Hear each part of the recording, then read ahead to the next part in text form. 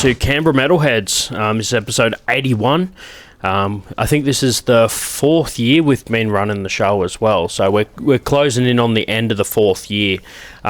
We had the previous episode that Haydox and I did with the fellas from Frenzel Rom. Mm-hmm. And we've always spoken, even before we scored the Frenzel interview, we've been chatting about getting Charlotte on here from Charlotte and Harlots. How you doing? Good. Yeah, so I think initially, it's crazy how things go full circle. So when I first started doing the show, I always wanted to, as well as the international bands, also cover as many of the locals as possible as well. And I think in the now 81 episodes, we've basically covered off as many internationals as we could and nearly every local band that has been available for interviews. So it wouldn't be complete without covering yourself and getting Charlotte and Harlots. I remember even back in like one of my previous jobs, we were chatting about like bands with cool, catchy names. Yeah. And I think in the top 2 that we did like a little office survey of Canberra local bands that had like names that roll off the tongue. It was a neck and neck tie between Charlotte and the Harlots. Oh, that's actually really cool. Yeah. And Teen Jesus and the Jane Teasers. Yeah. So that was pretty cool. It's like because I work in IT, so there's a lot of metalheads and like alternative listeners in that realm. So yeah, it was cool to like now come full circle and then have you on the show. Made it on the list. Yeah. So in the IT segment of of the thing, it definitely ranked a mention. So especially when all there's Charlotte and then all the boys, the Harlots are all all boys. Yeah, that makes it even better, I reckon. Yeah, that's true. Like I think every Harlot needs a Charlotte. Yeah. There you go. Exactly. That's so funny. Yeah, I didn't know that. That's really cool. But yeah, so we did the previous episode, Friends or Rom. You guys got you were on that gig. Mm-hmm. It was a couple of weeks ago now, but I mean, and it was a fun night for everyone. How did you guys find it? It was so much fun. Like obviously, we recorded the album that we did with Jay, so we were super stoked to be able to actually like play it for him, because he hadn't really like seen us live before, and obviously like meeting all the other... saw you play at the Denim Fest when you just played up there but like our new album.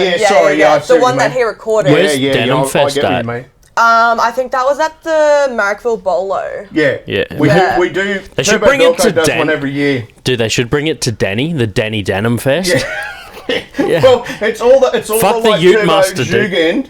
They do it all, and but it's for Free West Papua. Yeah, that's where all the money goes to. But yeah, so he was playing, and we were playing, and Charlotte was playing. Yeah, and then they talked, and then later on he recorded their album. He's pretty much like an uncle to me now. We're pretty good friends. It's really cool. Oh, before we get further into it, people that don't know, Hayden and Charlotte's old band, just so that people know the relationship there. Yeah. You'll sort of put 2 and 2 together with the So why is his fucking co-host just slapping her in the arm and shit? You know what I mean? Like, hey, we're at each other. Stop being a dickhead. Yeah. Yeah, we did actually preface that, didn't we? Yeah, no. I can sometimes do my own podcast as a viewer as well. Like, I got the foresight to see how someone else might see it. Like, but that's the best way to be. Like, even like people talk about that. Like, for example, like Dave Grohl talks about that.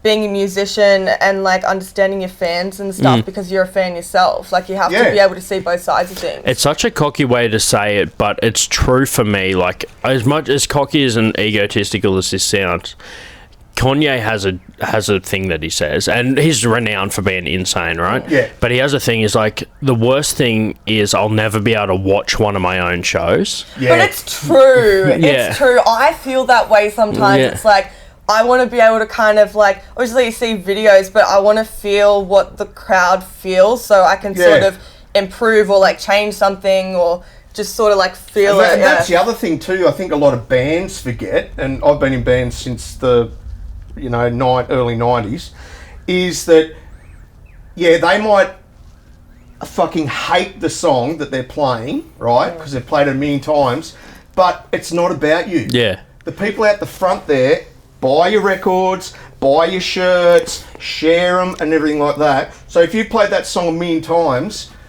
you know, they go there to hear that song. And that's such a 70 wank thing that I'm not playing that. If you go there and they don't play your favourite song, you're like, what the fuck? Yeah. And you're like real shitty about it. You know, and okay, some people don't like Dave Grohl, some people don't like, you know, these other bands, but, you know, if he didn't play, what's the song that the most famous one they play? Everlong. Yeah, if they didn't play Everlong, I would there'd be bawl a my eyes international out. incident. You know what I mean? Like at a gig, you know what I mean? So, and you know, There'd be a riot. Yeah, and they'd always play like a cover as their last song or whatever. A lot of bands did that, you know, and you know, Black Sabbath. Not if they didn't play some, they still play it. And a lot of these younger bands now think they're that cool that they're just going to play the album, but the song, you know, songs that people wanted to hear, you know, their first album or EP or whatever, and if they don't play them, people get the shits, you know. And I learnt that very early on, as when I was in a band, like because I was in a band called Self-Inflicted, and then we had to change to Treebeard because we got kicked out of Brisbane because I had to do some Powderfinger. But anyway, long story short, we got banned from club up there, and it spread. So it sucks, eh? It sucks when your old man beat up Powderfinger and you actually like their music. They were both good guys. young and fucking stupid. Yeah, they're good guys. But anyway, so did you fingered Powderfinger? we got kicked out of Brisbane because the main criminal that ran everything, I was calling him a fuckwit from stage because he wouldn't give us our 5th carding on our rider. And but anyway, so we learned really early on, if you didn't play the songs that people wanted to hear, they'd get the shits. Wait, speaking of riders, you know what I do? You know my little secret that I'm going to confess right now? What? So here we go, the inside scoop. When we're playing with other bands, if I'm like chatting to people and stuff, I'll go in to get a beer. Everyone's fucking taking the beer, so I'll take a couple out and I'll stash it. Yeah. And then I'll go back and everyone's like, there's no beer left. Where'd you I thought I taught you that. Nah. It's all me. It's all me. No, well done. And it's you so did good. teach her, but just via genetics, not with your Yeah, mouth. it's in my blood. It's in my blood. That's That's the pirate bush ranger coming out. When Lukey and I did Heathen Fest, we put on a 6-case rider for 10 bands. That's like not too bad. Our band used to have 5. Yeah, right. Yeah. Look, but we didn't always get them, so I'd be out the back stealing and so shit like that. What we did is we started the night 3 cases in the thing, and then 2 hours later 2 cases, and then 2 hours later 1 case, and just so that all the bands that played last that don't like to get drunk before their set actually had a rider when they finished. Gets a go. Oh, yeah, that's good. That's well nice. done. Yeah, it was really good, man. Yeah, we got so they don't have to like get beers and stash it. Yeah. But I've heard stories. That's why I gave you that freezer bag. I've heard it's a I carry DIY so much goon bag. shit. I don't need it. No, Dad got me a bag the other day, right? Like a little travel bag. Yeah. And he's showing me, and I'm like, oh yeah, like cool, whatever. And he's like, and look, you can stash your goon in there. And he pulls out like one of those like water things. But it's in a secret zip. And it's so good. Like you can add a full fucking goon bag in there. Because I love my box wine. Yeah. I'll admit it. It's an acquired taste. All Australians do. It's an acquired taste, but I love. Do you want to know the wine. secret with mixing box wine so it tastes good?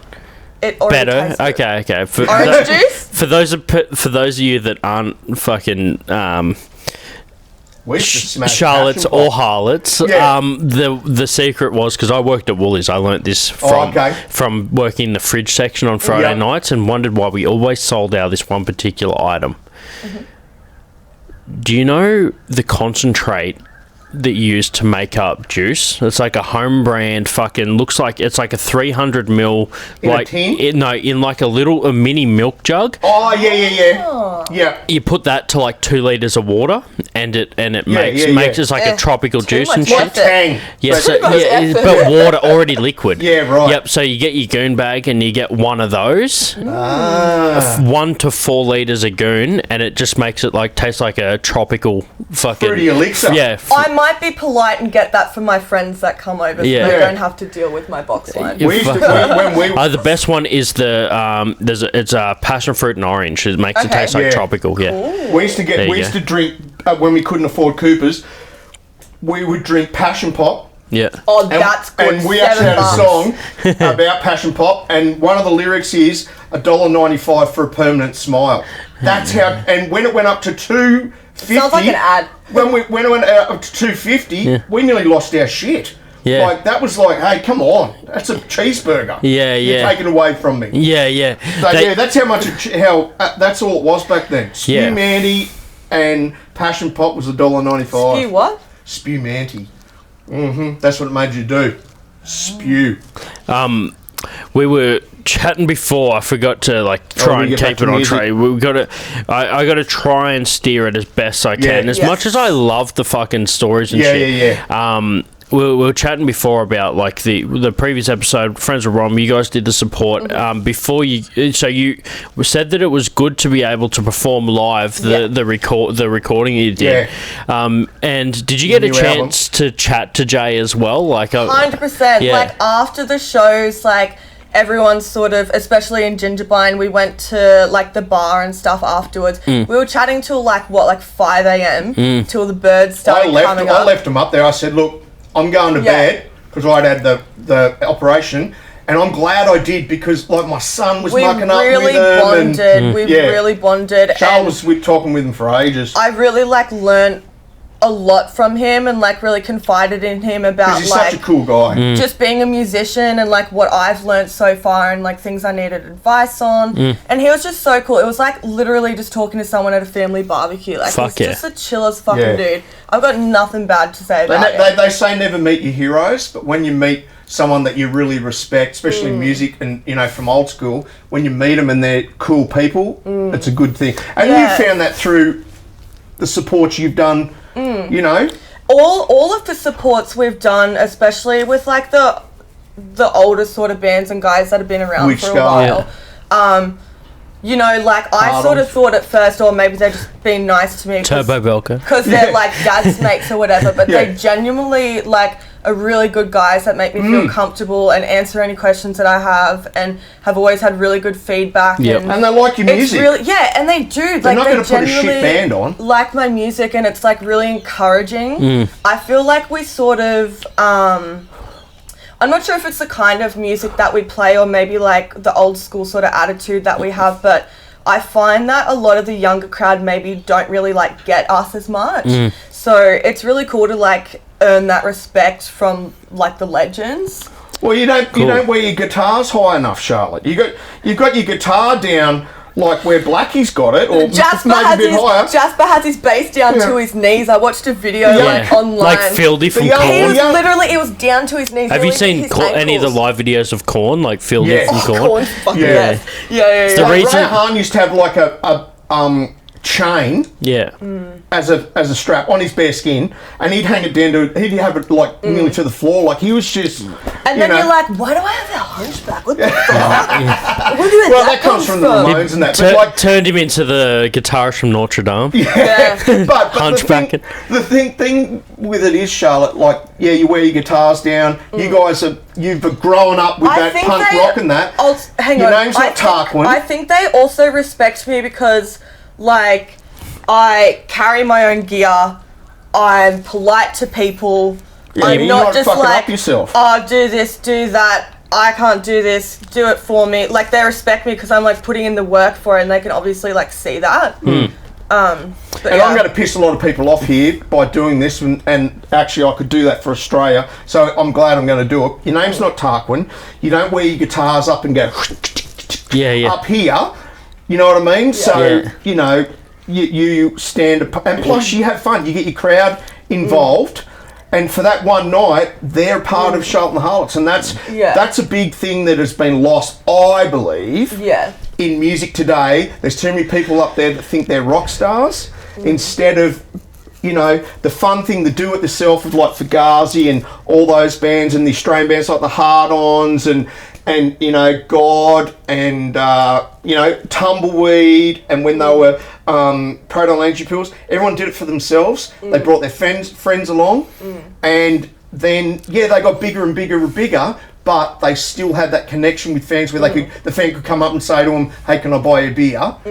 You know, and I think that's where it's gone full circle. Like, we used to play with bands when we were young, and those roadies would turn everything down so we sounded shit. They do that to us as well. They always turn us down, and even if we have, like, you know, like we're at a place that we've never played before and it sounds like a bit quiet or something, or they have issues with like the PAs and stuff, we're like to the sound guys, all good, we can play in any fucking condition. We can do it. Like, I nearly punched on with that guy up in the Gold Coast though, that wouldn't fucking listen. I said, take your fucking headphones off and listen to what is happening. I liked him. I thought I had fun. Anyway, I enjoyed it. I didn't punch him. It's new Hayden. Yeah. Peace, love and understanding, Hayden. That's what I it's learned. nearly like you had a spiritual awakening by punching Powderfinger. That's when I learned that Southport... They powdered you up, dude. You feel you like had spiritual awakening. Those guys were, like, a lot of people don't realise this, but those guys were, you know, like people go, oh, fucking Powderfinger, they could fight.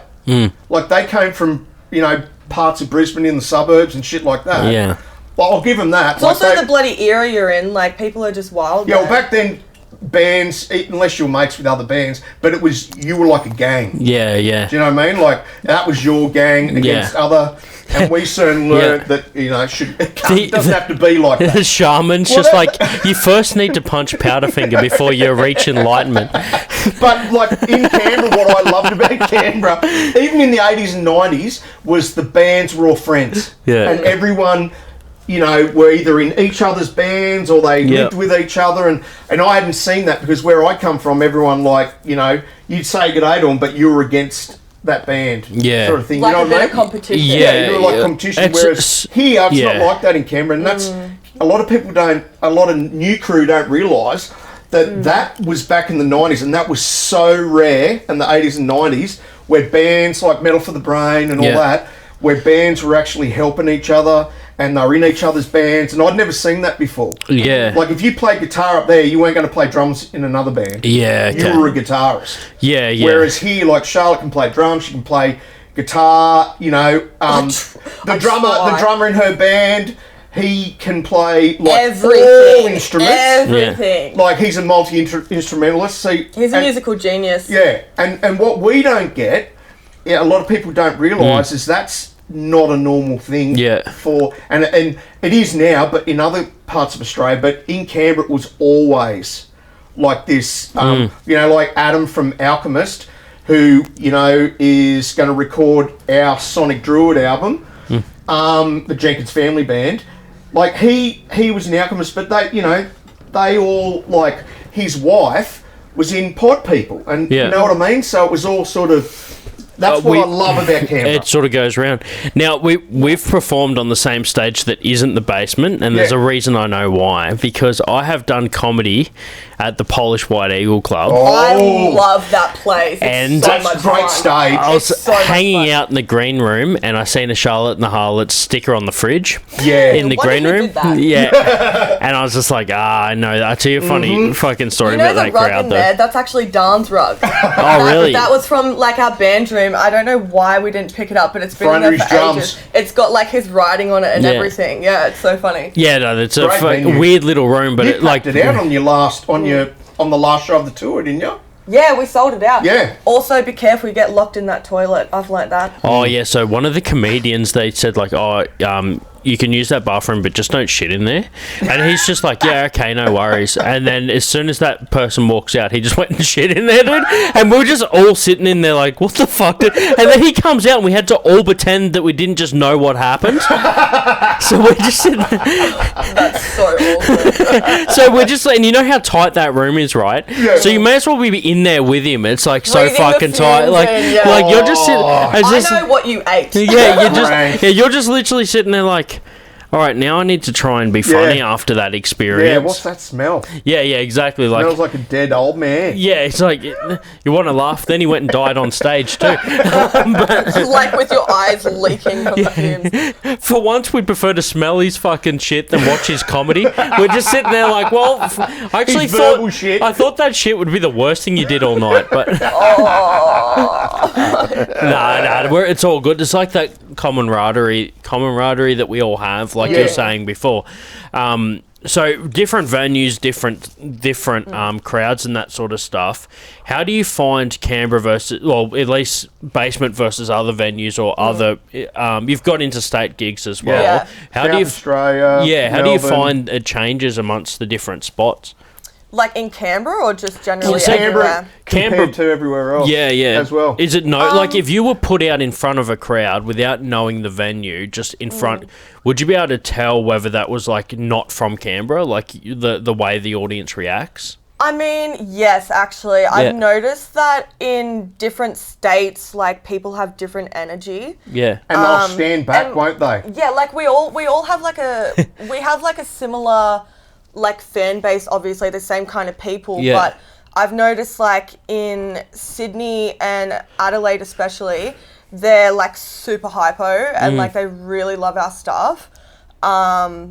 But I they'll talk to you I about can it definitely tell them, like, oh, I'm in Sydney or oh, I'm in Adelaide. And they'll talk to you about, like, guitar sounds and all sorts of stuff, won't they, even there? like, even like the bar staff and like the sound people and stuff, like it's just like a different vibe because obviously I guess like people, if they want to sort of like expand their audience or their bands and stuff, they'll move to another city to get a different energy. Yeah. So I do kind of feel that in different places there are different energies. Yeah. But Canberra rules. That's a controversial opinion. Well, no, a lot of people bag out Canberra, and that's the thing. It's good for certain Canberra reasons. bands, once someone bags out, oh, you're pretty good from coming from Canberra, it's like, people's hands go. As soon as we go to another place and I say I'm from Canberra, they expect us to be like completely different. And then they hear us and they're like, whoa. Yeah. And I love, as a father, I love seeing their band win over new crowds, especially metal dudes. I'll tell you a story in a minute. You know what I love? When I'm walking into a new place where no one knows me, the band's about to play, I'm in like pink sparkles, like cowboy boots. I'm just like this blonde chick carrying this huge ass amp, and they're like, what the fuck? And then I'm just like, and on stage, and they're like, oh. What? Good. Like she's just like a country girl and she's playing like all this heavy stuff. Punk rock, I just love surprising people. It's fun. It's so fucking and cool. mixing genres, I think that's so important. It's cool, the best time especially lineups. If you got like different bands on the lineup. When Joel and that got them to play, to support them, right? Yeah. So, Witch Girl, awesome friggin' band. Yeah. He got Charlton Harlots to play, and a lot of people are like, where the fuck is Charlton Harlots playing with Witch Girl, right? Yeah, and they kind of were like looking at us like... And he loves it because, one, he likes the band, and they all do, but what it is they like that there's different people in the crowd. You know, if you listen to Witch Girl, you can actually hum them going down the street. Yeah. You can dance to them. Yeah. You know, and it's not like, you know what I mean? So you can fuck the Witch Girl, Girl, dude. exactly. But, and they had... So and it nearly feels like there's 4 bearded dudes in the room. And it was funny, I was talking to Joel. Is that I was out the... Marcus is clean shaven. Yeah. He's more of a watcher too. It was like this. Yeah. He used to have a white beard, actually. I think at one point Marcus grew like a little white beard. I'd love to see that. But yeah, this is all behind the music. Yeah. But you were saying... Oh, yeah, so I was in the crowd, right? Charlton had to come on, and you could just see, like, you know, she'd just start with a slow... They start off like this. Yeah. She'd start with a slow thing, and then I saw this guy, and they all look the same. They've got a beard, no hair. And I saw this guy with his partner, and you could tell that she knew about Charlotte and the Harlots, and she was like, because she's like, and he's like, ugh, what are they fucking playing, you know? Yeah. So Charlotte starts a song, it's Blush, starts off, and then she just hits the big muff pedal and the fat ass pedal, and the Shastortion that I made her, and it just goes, and you just see him go to his wife and go, like that, and by the end of it, he was bobbing his head, and see, I love that. Yeah. You know, even when we were doing those, you guys were doing the stupid sit down. Yeah. Because of COVID. Yeah. With Skull, then everyone had to sit down. Yeah. People getting in trouble. Yeah. You know what I mean? So you can't sit down at the shop. As a dad, but also a fan, I love seeing her win over those. You know, the people that are just standing back, and they slowly start to move towards the stage. Yeah, it's like that line from Almost Famous, like, I see that one guy in the crowd, and he's not getting off, and I make him get off. Yeah. Dude, well, that's it. That's like my favourite movie of all time. But yeah, I've seen it's good. Youngie from King Parrot, there's people playing pool. So he goes up to him. He went up, grabbed the pool cue off one of them, and sunk the black ball. And said, now you can come up and watch. Oh my God, that is the most boss move I've ever heard. Like I was there when he went up to this guy that wasn't doing much, just like sitting there and looked like he was pissed off. And he was like, in the guy's face, and the guy's like, that's like totally unicorn. And I'm thinking, please don't come to me. Please don't come to me. Yeah, that's like there's someone Don't a unicorn do that. Totally unicorn full came out into the crowd and was doing cartwheels and shit, and I'm like, what the fuck is going on? This is the best shit I've ever seen. Yeah, but you should be used to it seeing Turbo Belko. Yeah, I know, but I just don't do wasn't cartwheels. like expecting it. Cartwheels. So cool. No, they're a great band to watch. And they even get like the microphone lead and like do skipping and shit. And I'm just like, this is fucking I remember once we had a band came to the basement, and they were like, before we start, part of their tech requirements, they needed an 8-meter XLR cable. Because they didn't have a wireless mic. Yeah, okay. And we're like, oh, what's going to happen? So shit's about to go down. You know the fucking sound desk at the basement house? It's got that little bench behind it, like a little bar. Yeah. The safety bench. He walked all the way up there, stood on a stool, and stood on the back of the sound desk and performed to like the back of the room as well. That's so cool, yeah. Meanwhile, he had like a What band was this? It was a cover band. It was like a 90s cover band. Yeah. So it was, I think it was either Royale with cheese or one of the ones that like pack out the place. Yep. But it was, the thing was, it was like pre-written. Like he knew he was going to do that. Yeah. So it kind of took a bit of the like, and made it a bit cheesy because like they were just like, we need an 8-meter cable. Yeah. It's just like, yeah, all right. So it's not like seeing the VBs play when Nora just decides to get up on the bar get up there, and start walking along in his thongs. I love Nora. Yeah. So they grew up with the VBs as well, my kids. So they've had a good pedigree of music, I suppose. Yeah. Nashville Pussy, Turbo Negro, like we just... Yeah. Yeah. Bit of everything. And you just played all my albums. Yeah. Yeah. I used to just like, put the records on and stuff like. Yeah. Then we'd practice stage diving off the lounge. What? That time I stage dove in Southport and nearly fucking hit my head on the ground and pulled a Jack Black from School of Rock. Oh, that Do you was remember that? Yeah. Like, I was so She jumped. This is wasted. at Southport. This is on the tour.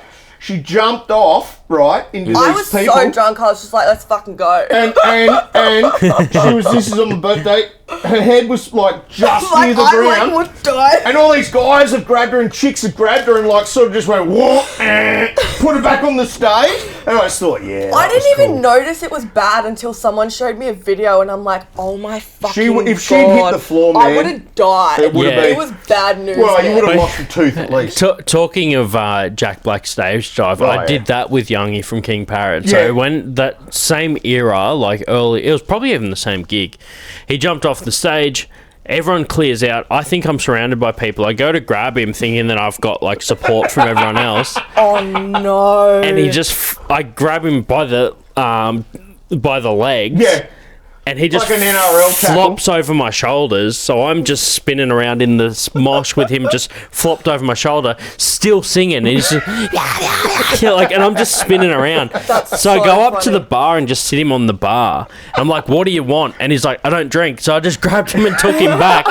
Sat him. I think you told me that story so before. this is great. This is, I've told it on the show before. That's why I'm blazing through it. But not everyone listens to every episode. No. So like, I think that's relatable to this a great story. Threw him back on the thing, dude, and that was like, I didn't know that he was sober then. It's well documented now, but it wasn't actually. I think he hadn't been sober for too long. Like it was early.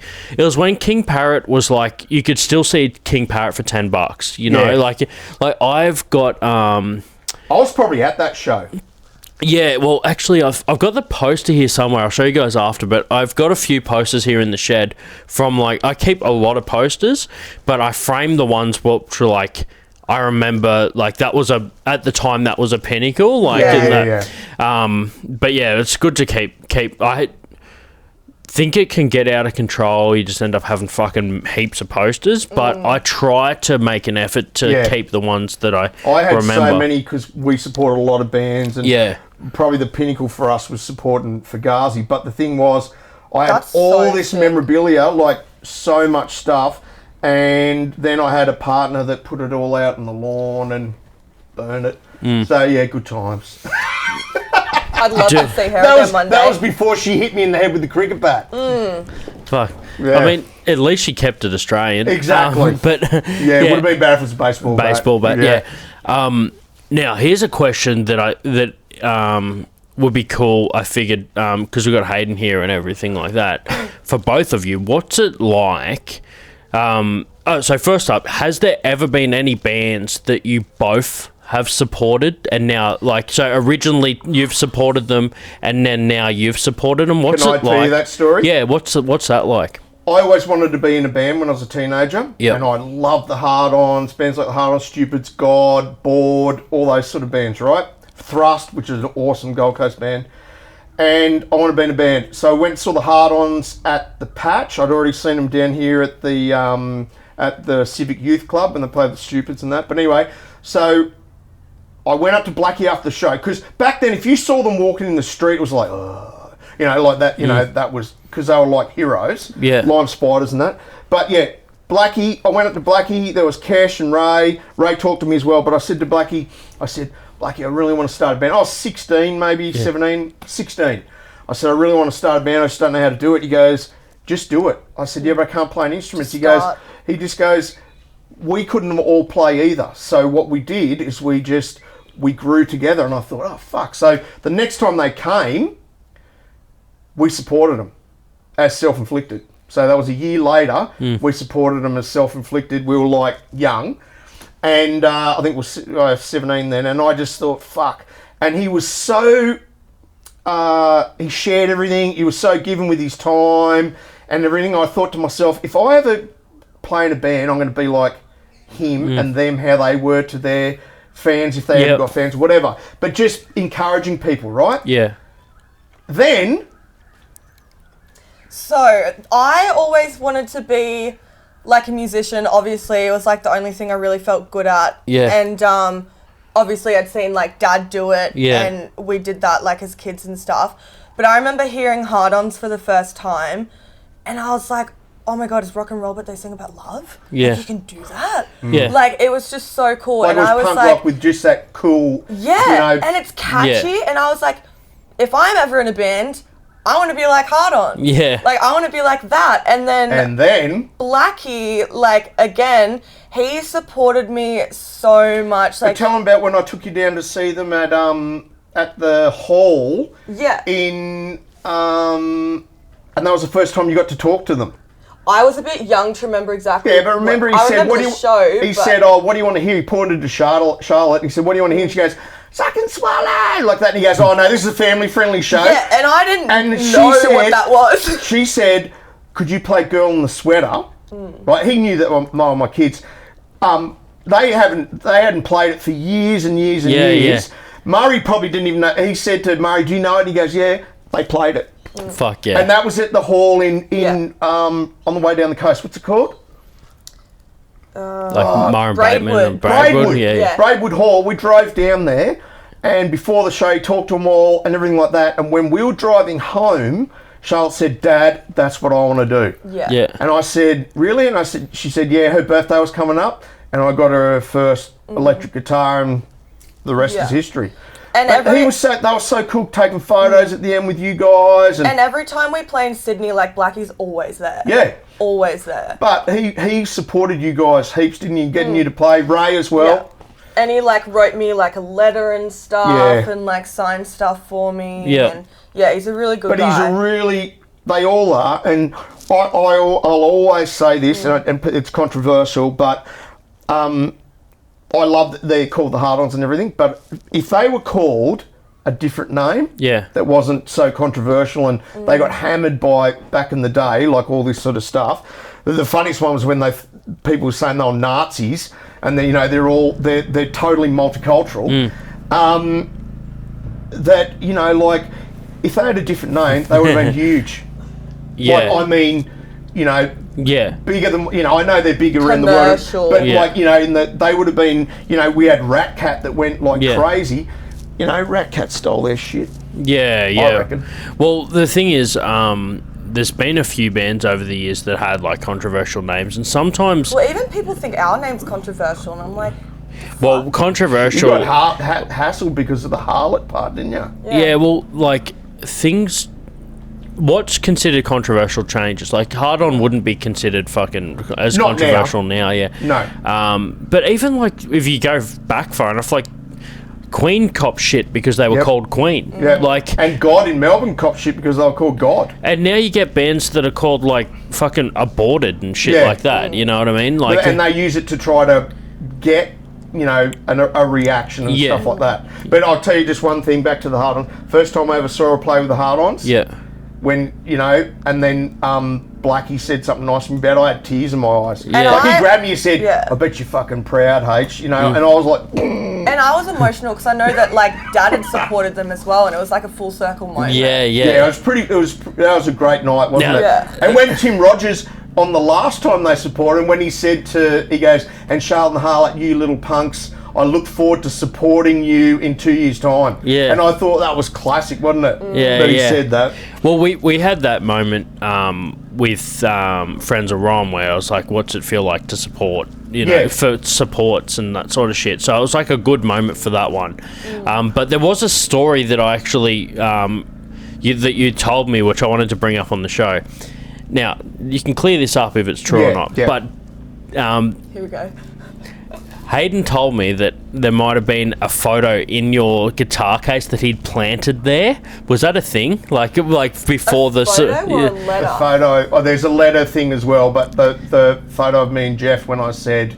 This was this night. Oh, yeah, I fucking opened my guitar case and, like, Dad always writes, because Dad and I have a really good, like, relationship. Yeah. I opened my guitar case and I was like, like, just trying not I'll to always cry.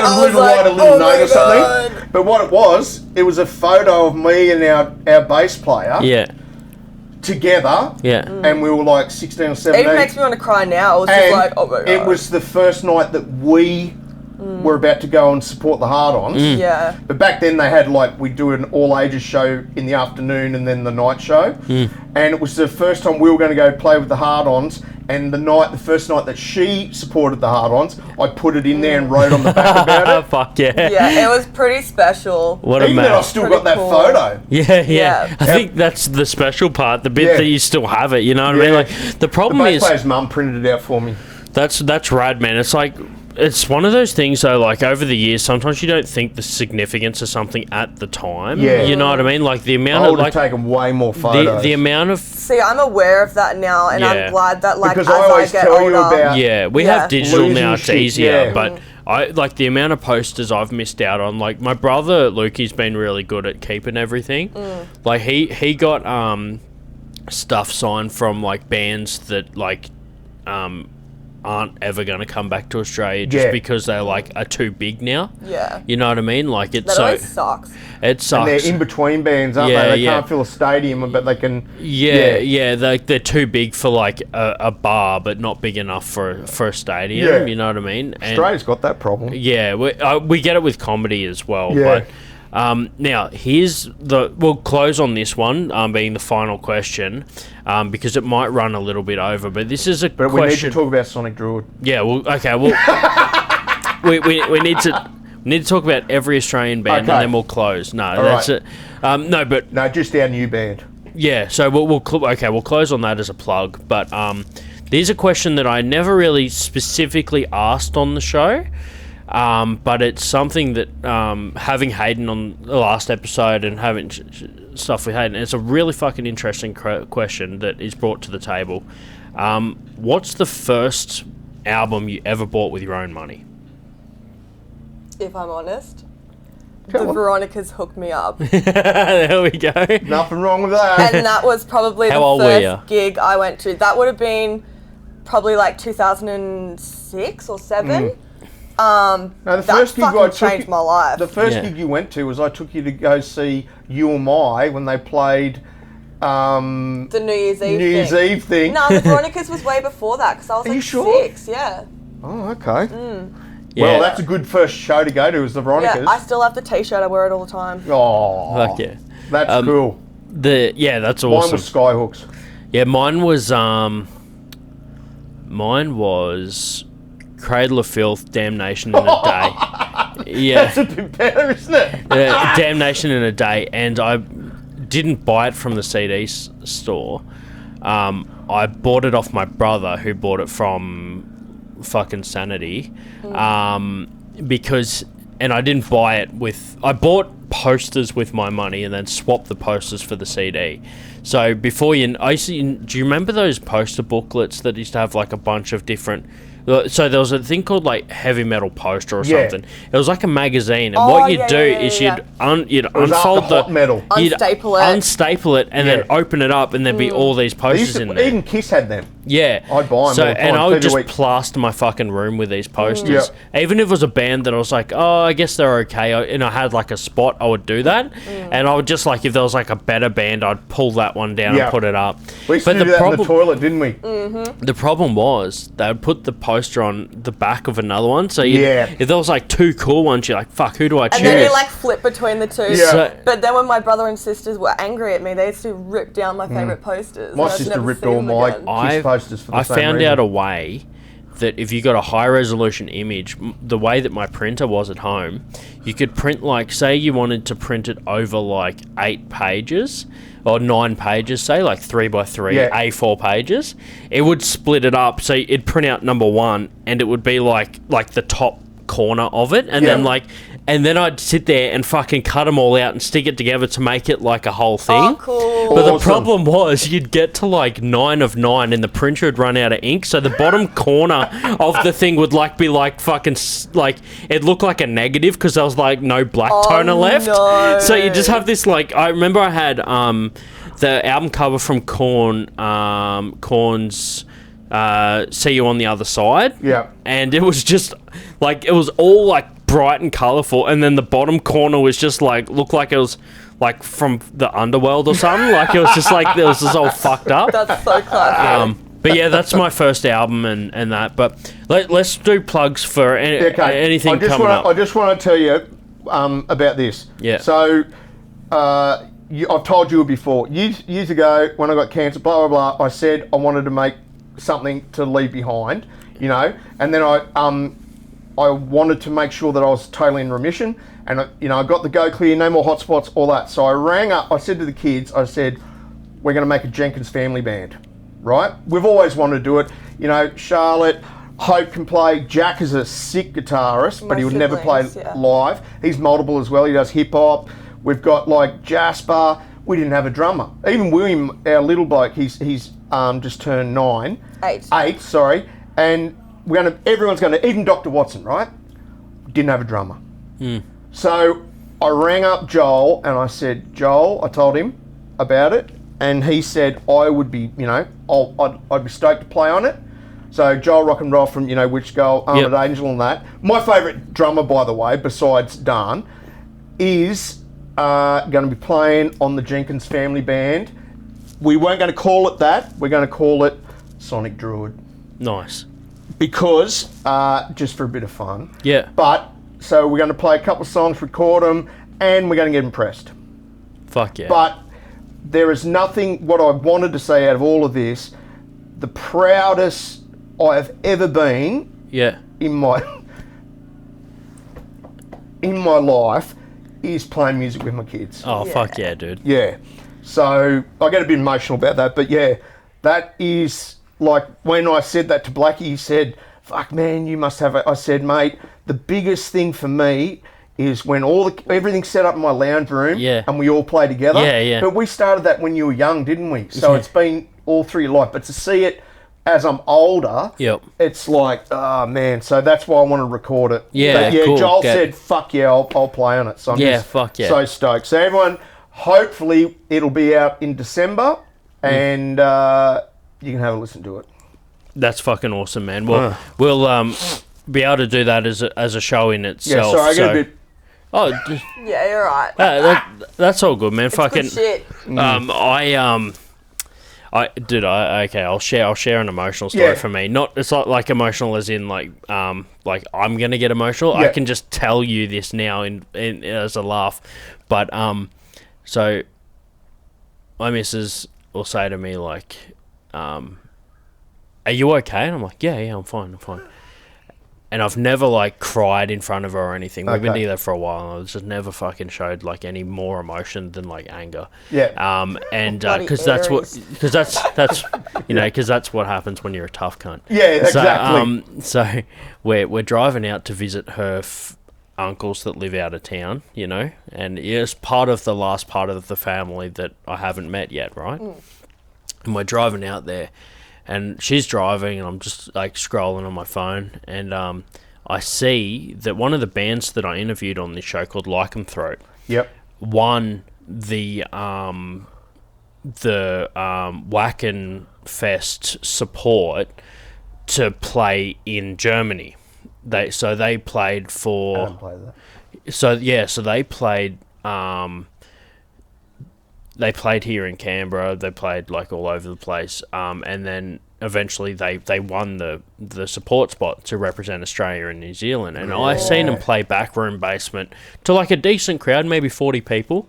But now I learned that they're going to be in front of like thousands of people, right? That's hectic. So we're fucking driving out there, and it's a 5-piece band, so it's always been trouble for them like to tour as much because it's hard to coordinate everyone's schedule. They've got a big band, they've got a big kit and all this shit. And I'm driving out there, and I'm like, man, I interviewed these guys in 2018, and I said to them, like, you guys are really cool. Like, once you get the right recognition, you'll see it blow up. And then they were performing in this Wacken festival, and they performed at the basement. And I said, like, you better buy your tickets, boys. That was a good fucking set. And the singer said to me, it's just like, yeah, man, yeah, right. And we're driving out to this place, and I see that they won.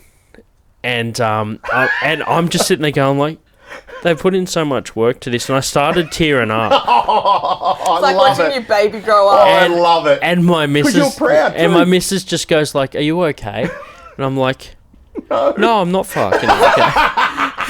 For the first time, I actually showed emotion, so I didn't give a fuck about anything that's happened up to this point. And the first time she seen me cry was when I'm like, they got the support for Wacken. That's classic. That's awesome. So fuck. I cried in that movie. Is it Tangled? No, he cried in Brave. He cried in High School Musical. He cried cried in 17 again. No, what, 18 again, is it? 17 again. 17 again. That gets me going. I have to watch that at least once a month. I felt it in Click. I don't know why, but for some reason, Click did it for me. I cry because Kate Beckinsale is so beautiful. She's in that, right? Yeah, I don't know. Sure she's in that. I just seen fucking Adam Sandler's fat head, and it sends me into the emotional spiral. Yeah, but anyway, thanks heaps for being on the show. I appreciate it. I'm really excited to see the trajectory of Charlotte and the Harlots from when I first seen you guys to now. I can't imagine what it'll be like in years. We haven't even talked about her solo record. We forgot to talk about that. It's all right. Fuck that. There we go. Dude, I can't do an episode without a teaser at the end. Well, You've got to fucking. She's writing, and we're going to be recording soon a video clip for her solo album. We're going up to Wollongong, and Richie from Tumbleweed, who's doing our TV show, is recording her and a cat. in the car. Fuck yeah. No, it's always good to get plugs and stuff like that to know what everyone else is doing on the side. Plus, proud dad. Proud dad moment. So, embarrassing dad. Thanks heaps for being on the show, Thanks everyone for tuning in, and we'll catch you next time. Peace.